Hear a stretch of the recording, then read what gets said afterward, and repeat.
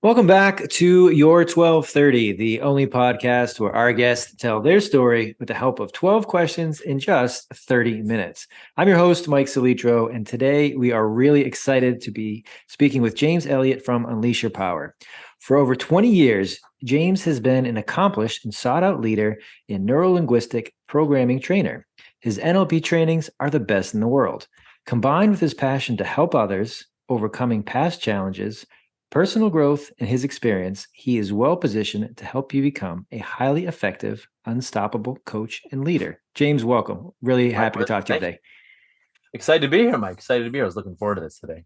Very nice. Me too. Me too. And we've had a few conversations, and I always leave them with a wealth of knowledge and more questions, obviously. So hopefully we'll dive into some of those today. My first Beautiful. being, I feel like it's fairly common, but for anybody who's not familiar, NLP, what does that stand for? What does that mean when you train, when you work with it, when you mentor others? Good question. Good question. So NLP stands for neuro linguistic programming, which doesn't doesn't say a ton. It's a little cryptic. I think it should be called neuro linguistic reconditioning or reprogramming, if you will. I'll tell you what it does, and then I'll tell you where it came from. What it does essentially is it allows us to reprogram our brain, the programs in our brain, the habits, the actions, behaviors, lack of positive habits that will create success in our life, or it helps us reprogram the sabotaging behaviors, or that voice in our head we get, or the little gremlin in our back, devil on our shoulder, so to speak, that tells us we can't do something, we're not good enough, someone's not going to buy from us, you can't do that, or it's not possible, you can't make money doing that. All this junk that's in our head from growing up, that comes from family, parents, grandparents, culture, religion, society, news, media, teachers, all this stuff that went into us and stuck to us like glue when we were younger. Because when we're very young, our brains are A, very malleable, and B, also very, very, very sticky. So stuff goes in and it sticks. So with NLP, you can help reprogram a lot of these things, let go of a lot of the subconscious or unconscious junk that's there, and literally become unstoppable in a very, very quickly as well, without years and years of therapy or training or whatever. My trainings, people come out and 5 to 8 days later, unstoppable person, a whole new person. And part of the reason because of this is that one of the tools I teach and some of the breakthroughs we have in the course are from, again, like you mentioned, NLP. And NLP comes from modeling the most successful people in the world, CEOs, speakers, top teachers, therapists, leaders, captains of industry, psychologists, psychotherapists, philosophers. And they've taken all this huge body of research and they've boiled it down to things that just work. What are the core principles, core ways of being, thinking, acting, deciding, taking action? What are those core ways of being that make people successful? Like, do we have to dance around a fire and chant, or can we just do a subset of what they do, or do very specific things to what these most successful people in the world do, and thus will become very, very successful as well? So there's the two things, the two bits about it, what it is and really where it comes from, because it allows people to unleash their potential and become unstoppable in the pursuit of really whatever it is that they want. And it applies to anyone doing anything better. And we'll get into that. It's fairly cryptic as well, but we can certainly get into that as well. But really, you'll do everything better, easier, faster, stronger, make more money, working less, with a hell of a lot less burnout, and of course, a heck of a lot more fun and freedom in your life. So that's what I promise with the tools in the course. And it's a ton of fun to teach, because I learn something every time I teach the courses and help people and speak as well. Well, thank you for that background, James. I love how you kind of reposition it as reprogramming, because a lot of us have had our brains programmed either consciously or subconsciously without even realizing that we have certain beliefs or habits that were developed by things we didn't know we were doing, things others influenced us into believing. So I really like the way that you position that there. Kind of following up, before we hit record, we were kind of just chatting, and you mentioned I help people get out of their own way, which sounds simple, but can really be difficult. And kind of with your first answer, most of us don't realize that we are doing that. So how, in such a short amount of time, 5 days, how do you help people do that? Yeah, really good question. So get, like I said, 5 days, 8 days, sometimes less even. looking at the deeper subconscious programming. People have heard that we use 10% of brain, 5% of our brain. Well, we use the whole brain. That's technically a myth. We use our whole entire brain. However, we only use about 5%, give or take 5 to 10% consciously. The rest is unconscious or subconscious, as people refer to it as. It's a part of our brain that has our lungs breathe, our body digest, our heart beat, those kind of things. Get scared and run, or sabotage, or blow something up, figuratively, not well, sometimes literally as well. But figuratively, anyways, is what I'm referring to. Um, Again, sabotaging different jobs, businesses, relationships, our health, sabotaging our health, because we don't consciously think, well, I'd really like to eat a big cake today or eat a bunch of junk and not go to the gym. I'd really like to get nervous when it comes to talking to this person or asking for a or promotion or selling to this customer. We don't think that consciously. And neither do we think consciously, okay, remember 1+1 is 2, Mike, 1+1 is 2, and walking around the rest of our lives. So our subconscious mind, again, it's all our autonomic functions, all learning. Again, we don't walk around 1+1 is 2 all day long. All our learning, our behaviors, our changes, it's all subconscious or unconscious, as I like to say. So by helping people figure out, okay, well, I'm doing this, I'm not doing this, why? And really understanding the deep levels and deep structure of subconsciously what drives them to do something or to not do something, to lean away from something they want, for example, or to lean towards something they don't want, whether it's, I don't know, alcohol, distractions, procrastination, resistance, smoking, drugs, whatever it is, workaholism, that is also a strategy, a coping strategy as well. People say, I love what I do, and I do too. And we need to rest. We do need to rest. I think it can be a coping strategy if you're working crazy hours with no time for anything else. I think it's an avoidance strategy, or there's something built in there. Anyways, without judgment, of course. All that to say, when we dig down and drill down into the why, and then of course that people are doing something or not doing something, help them realize that there's something there. There's a reason for it. Then using NLP and a lot of other powerful tools, we can change this.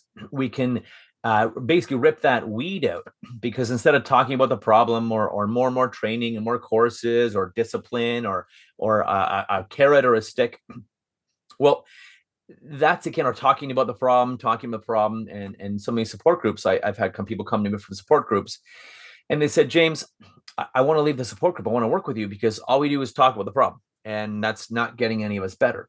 And unfortunately, that can be a problem. So again, looking at the deeper structure, what's going on, why it's there, what was decided, or what is believed, or what is decided, or just the baggage, the trauma, the negative emotions, the stuff that's there causing this or preventing something positive from happening. Using some powerful techniques, like I said, we remove that during the courses. We have people get amazing ahas, different ways of looking at life, people, problems differently. Again, I love working with amazing people. Business leaders, business owners are some of my favorite folks to work with as well. Entrepreneurs, business leaders, because I love making differences in people's lives, especially people who can make a difference in other people's lives too, in their own and others' lives. So that's what we do. Really, we seek and destroy the problems, and instead of talking about it, we look, because NLP is results-based training, results-based coaching. It's all results-based. Let's look toward the future and what prevents you, and where you want to go. And well, then let's get you there. Let's remove the blocks that stop you. Let's give you tools. Very importantly, teach someone to fish versus give them a fish. I'm a big fan of teach someone to fish. And by teaching someone to fish, let's give you the tools for life. You can go out there to be successful for life. You can self-heal, self-manage, self-empower for life as well. So it's really cool after the courses to see people empowered and starting businesses mid-course, stopping businesses if it's not aligned with them, asking for promotions and raises, people stopping relationships, people starting or getting deeper with relationships, healing relationships, in fact, because again, the different ways they're being, the different ways they're thinking, the blocks are no longer stopping them. And a lot of the animosity, whether it's to self or others, or the judgment that's there to self or others, is gone. So I hope that's a good answer to your question. It definitely is. And I'm writing down notes over here because I've got so many follow-ups that I want. And first, Yep. I want to hit on, I love how you talk about the myth of using only part of our brain and then give that example of we're not walking around saying, all right, this is basic math that I got to have to keep up. Nope, that's up there all the time. We may not be actively using it, but it's there. Same with, I've never really heard it put that way, but I'll say it's brilliant. I don't want to be nervous when I talk to this guy, or I don't want to not have any confidence when I ask for a raise later. But it's in our mind. Something in our mind is wired that way, and we have Got it. to identify and ultimately try to fix it. So, Right kind on. of with that vein, do you find most people, and you talked about substance work, overworking, or something that's they're doing that is something they want removed from their lives? Do people know what they want removed, where the problems, where the obstacles are, or is part of it helping them find what is blocking them, or what is stopping them from going to where they want to go? Right on. Right on. Yes. So I would say both. Both. It depends on the person, how much work they've done, how much introspection they've done, if they've looked at things that they haven't. So I would say both. Although yes, a big part of it is finding that and even going deeper, because people may know some of it, they may know part of it, they may know certain levels deep. Okay, it had to do with my mom or my dad or growing up, or this I failed at this or failed at that. They may know part of it, or the theme perhaps, or the area where the theme came from. Although yes, it almost always revolves and involves digging deeper and expanding more on things. And that way, instead of having a weed in your garden, for example, instead of picking the flower off and it grows back, you pick the leaves off, the weed grows back. You pick the stem off, the weed grows back. But then when you reach down, you find that root, the root of the problem, and you rip the root out of the ground and throw it away. Then the weed, if you will, metaphorically, in your garden, in your mind, is gone. So yes, a big part of it is helping people find that, or dig down deeper, because a lot of people are aware of perhaps where it come from, my childhood, or was this or that, or this happened or that happened.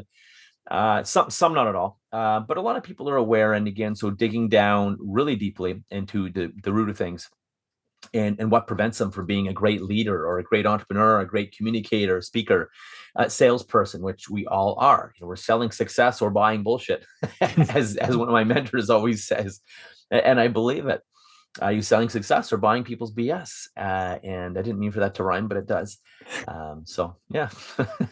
Yeah, nicely done. And the other thing that I didn't mention that I wanted to, that I think is really important, is the results-based training, and that the focus on tools that are transferable. Learning how to do something versus here's high-level strategy, or here's something soft versus Yeah, this is the results you actually can get, and here's how you can get them. So I think that's really important. it We is. talked about before we hit record some upcoming trainings. If you could talk a little bit about that, and then also what does, if somebody would like to be involved, are these in person, are these online, or how do they get to work with you, James? Great question. Well, thanks to the pandemic, it's again, there's a blessing in every curse, and as you know, I would also say a curse in every blessing. So, due to the pandemic, my course is now live on Zoom. Whether it's the 5-day, whether it's the 8-day transformational courses, they're live on Zoom. And what that allows me to do is, and I found it's better. That's why I'm not going back, at least for this course. I'm not going back in retreats, of course, we'll do in person, things like that. However, some of these courses, I find they work better on Zoom because we're attracting people from all over the world, parts of Europe, UK, US, Canada. And it's really cool how we can attract people from all over the world. And people can meet and connect with people from all over the world and hear people's problems, hear their solutions, hear their ahas, because they become your ahas as well, your solutions. And it's amazing seeing people get breakthroughs from other people's breakthroughs. That's really cool. And I mean, again, like I said, I learn. Avoid being too egotistical, and never be not humble enough to be able to learn from your clients. Heck, learn from kids, learn from anyone. That's why I keep growing. I love learning, and I'm open versus a know-it-all or the ego getting in the way. Have your commitment come before your ego, so that you're able to, okay, well, I know a lot, or I'm good at what I do. I'm very confident in what I do. People say to me, hey, how confident you are you can help, or hey, how good is your course? And I say, I'm one of the best in the world at this. I'm 1,000% sure I can help you, and that this what I do will change your life. And that's sure, that's I guess a bit of ego talking, but in a humble way, because I want to serve. So it's that balance between ego, which is important, but also your commitment to do your best to continue serving people, and thus learning and growing is one of the best ways to continue serving people better and better or at the very least, keeping up with the rest of the market too. So there's another thing too. There you go. And just to throw the dates, I think you said first week in March and in June as well, as far as upcoming trainings. We'll post links if anyone is interested in checking those out. And then just following up, wanted to build off something that you mentioned again, that it's while it's cryptic or kind of doesn't always make sense on its face, the trying to get better coupled with learning from anyone, understanding that it is a journey and that there's going to be something that can be taken away from any conversation, any person that we meet, any situation, that I'm on a path and that it is never filled. So that, I mean, that comes across in kind of the way you talk about everything. And that's just kind of what we really agree with. And I think that's what has really helped everything that we've talked about. Oh, exactly. And kind of with that, I wanted to ask you.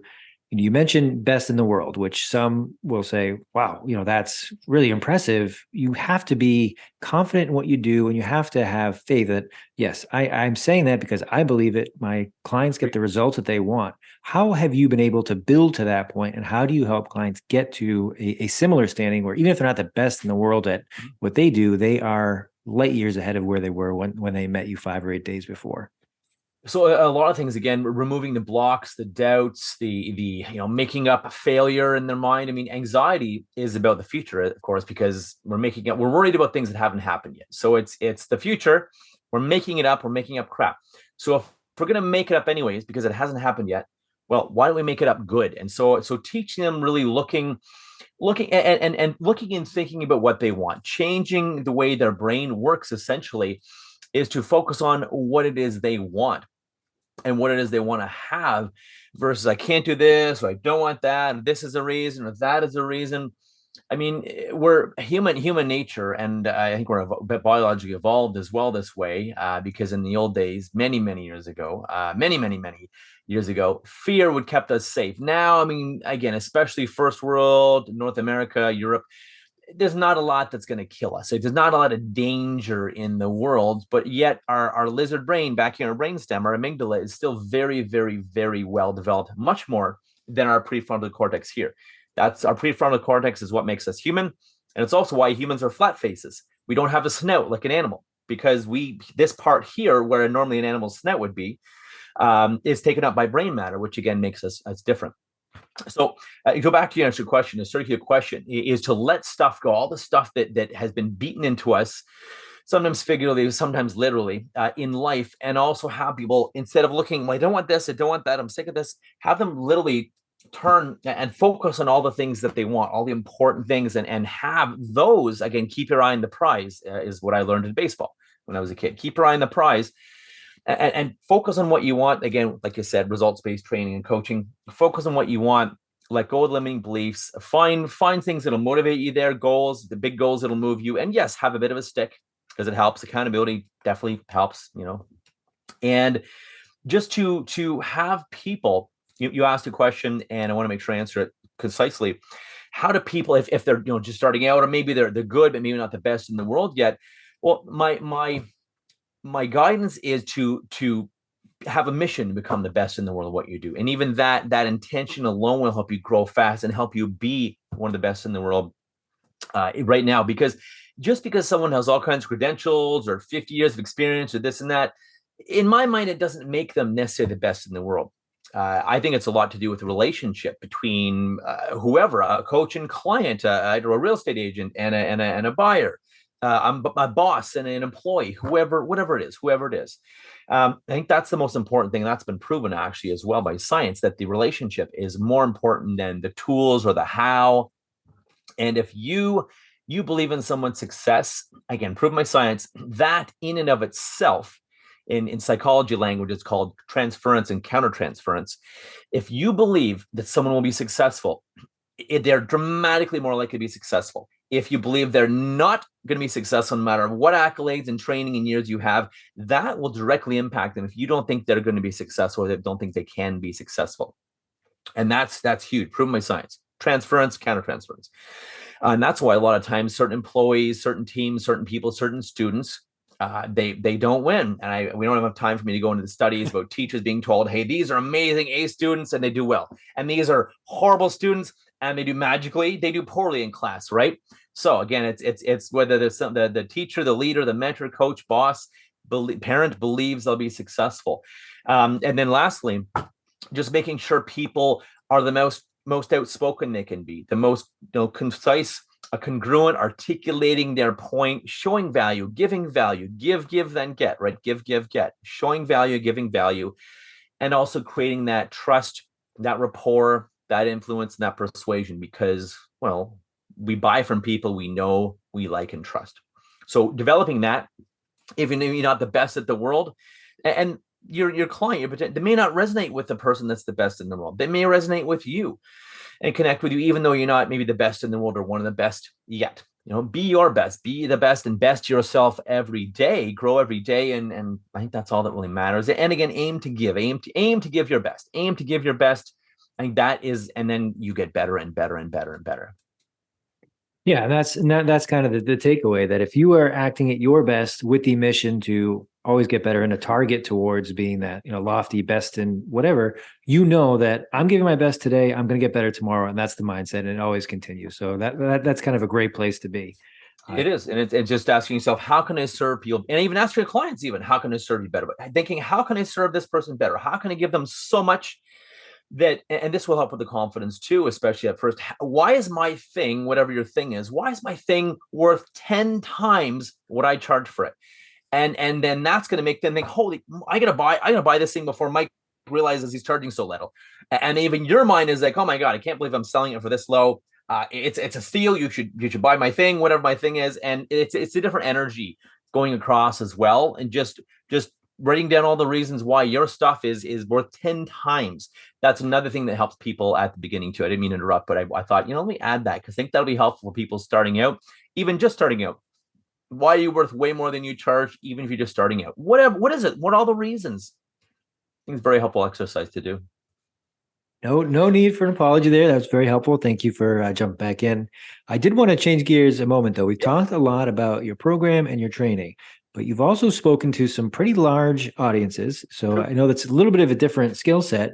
What is it like walking up on those stairs to get to that stage? How have you prepared yourself, and any good/funny stories that you'd like to share? That's a really good question, actually. I love that one, because you're right. It's similar mindset I teach, similar tools I teach when I'm teaching, when speaking to teams, speaking to leaders, whoever it is, whether it's a big real estate office, whether it's a big association, whoever it is. And like you said, I've spoken to names big and small. I love doing both. What I tell people to become a great speaker, because again, speaking is more fear than death for some reason. And I don't know why. I just, sure, do I get nervous sometimes? Sure, absolutely. I'm not saying I've never get nervous. I walk on without a care in the world. No. However, my brain, my mindset is at a place where I'm so much about service and giving them my best. Again, the mindset, how do I give them my best? That'll take you completely or almost completely out of fear and worry and anxiety. How do I give them my best? What can I do? How do I give them my best and my best stuff? And how can I serve? How can I be of the most service? What can I do? And that will automatically, whether you're a speaker, whether it's one-on-one, whether it's a small group, big group, whatever, you're a teacher, leader, entrepreneur, how can I give them my best? What do they need? What can I give them? How do I serve them the best way possible? And that gets me excited, and usually gets other people excited too. What can I give? What can I teach? What are they going to get out of this? What awesome stuff can I give them? What awesome stuff are they going to walk away with? How can I change their lives, even if it's in a small way? And that will shift the mindset from, oh, I hope they like me. Oh, I hope I'm good. I hope they don't boo me. Are they going to like what I'm saying? Are they get bored? Are they going to check out? Is everyone going to be on their damn, their phones and all this stuff? Whatever it is, it gets you out of that mindset. Just be of service. Aim to serve. Aim to give your best, because no one can ask for perfection. It doesn't exist.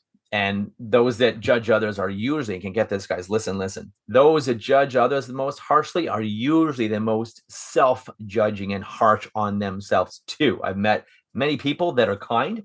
They're kind to others, kind to themselves. Many people that judge and they're harsh on others. Well, if you look in private, they're actually very harsh on themselves too. Interesting to see. And again, remember that there's no failure. There's only feedback. Which way? Just like this one here says, that's why it's actually, it was sideways the other day. And someone said, well, I think you should keep your failure one sideways. So I did. So there's no failure anyways. There's only feedback, right? There's only lessons learned, there's only growth.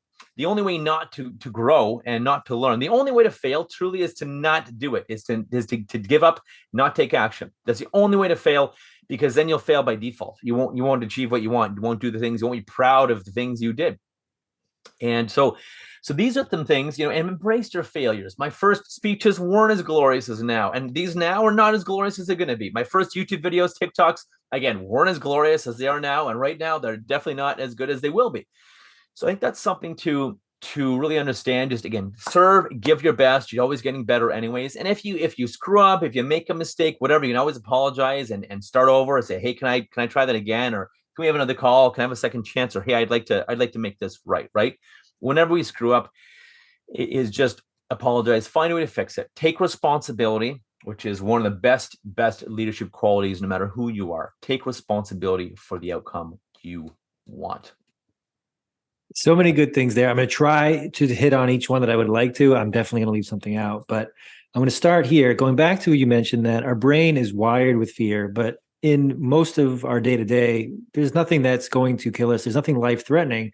And that goes hand in hand with take responsibility. It's even if it goes poorly, there's not, maybe I was nervous, I was anxious. If I own up to it, they're probably going to be okay with it. Let me have that second chance, especially if, and I love the way you reframed it and shift, how do I give my best as opposed to, are they going to like me? Coming from that place of service, coming from, this is what the audience is looking for. How do I live up? How can I provide something that they're looking for in doing so my best? And then lastly, the failure versus feedback. Again, the shift of the way to think about it, that yes, that went poorly, but how can I do better next time? Okay, this was not what I expected, but it kind of went okay. And here's how I can be prepared. And then really lastly, my past, I tried it. It was good, not as good as today.